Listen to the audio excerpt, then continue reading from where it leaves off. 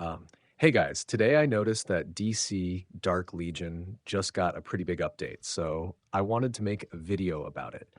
Partly to let you know what changes have been added, and partly to share some quick thoughts on these updates. Hopefully, you'll find this video helpful. Leave a comment on what you'd like me to cover next, and don't forget to subscribe if you're new to the channel. Now, let's jump right into the video. Improved friend invite system. New players will be directed to the game's download page through your invite link. After installing and entering the game, they will automatically become your in-game friend.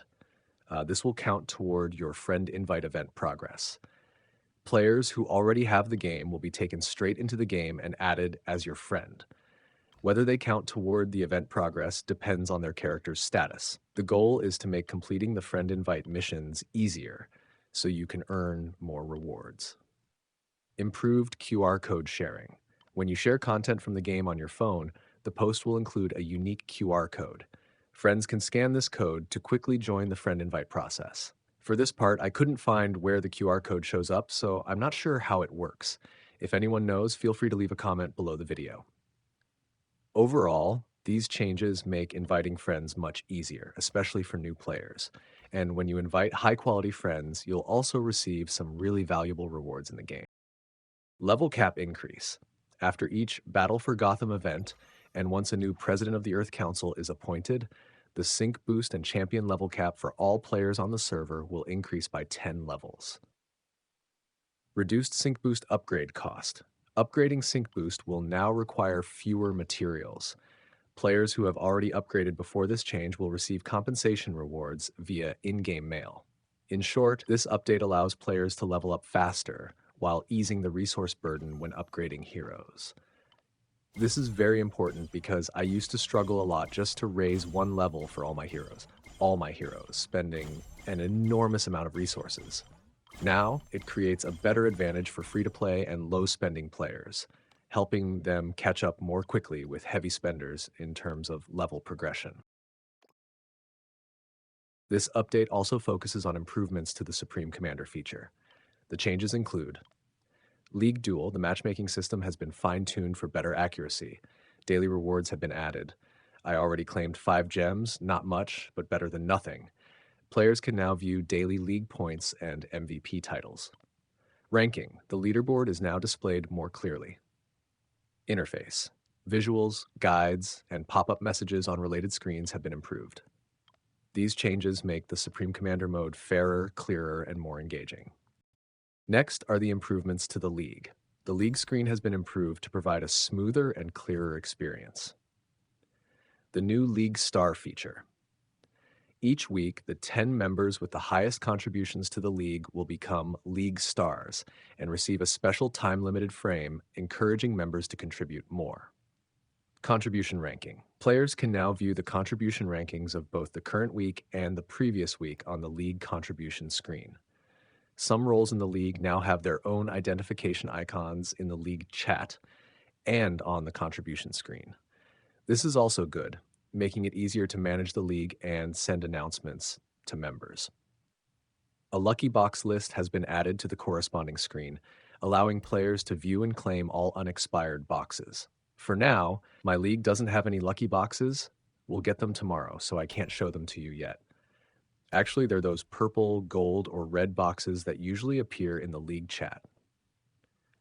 The R4 role, a role in the League, now has a limit on how many members can be kicked each week. For this part, I don't have the authority, and I don't really care much about it. Even though R4 has more advantages, I don't have enough time to manage it, so I don't know exactly what restrictions it had before. These changes are intended to make the League system fairer, more transparent, and more organized. Next are the improvements related to stamina in League events such as Rush and Guardian. The amount of stamina consumed will now vary depending on the difficulty of the battle. The harder the battle, the more stamina you will spend, more flexible than before. For every 1 point of stamina lost by the team, each champion's basic attributes, attack, HP, physical defense, mental defense, will decrease by 1%. So you'll need to manage stamina more carefully to keep your champions at maximum strength. In short, These changes make stamina management much more important in league events since it directly affects the strength of your lineup. At the moment, I don't have any active battles, so I can't show this to you. Guardian Challenge. Alliances that have reached the city occupation limit no longer need to give up a city to see other available cities to join. I don't really understand this one because usually when I occupy a city, I just stay there until I'm defeated and pushed out. I don't move in and out at all. Vehicle deployment. Players can now use vehicles in certain PvE events, such as Crime Fighting Network, Training Simulation, Map Exploration, etc., with the difficulty of these stages adjusted accordingly. I think this is a good change because these stages used to be too tough. With vehicle support and lower difficulty, it's a big help for new players and free-to-play players since they'll have a better chance to win with a legendary lineup. Owl Token Rewards. This reward from the Battle for Gotham event has now been moved to the new Ultimate Battle for Gotham event. I'm not sure about this part because I've never received it myself. If anyone has, please leave a comment below the video to explain for me and others. Champion Upgrade. A quick access button has been added on the Evolve screen for champions that can use custom Mythic Champion Shards, making the process faster. This is something I've been wanting since it makes upgrading stars easier. However, it can also cause confusion. If you're not careful, you might accidentally use Mythic Shards on a hero you don't actually want. So be careful. Resource management.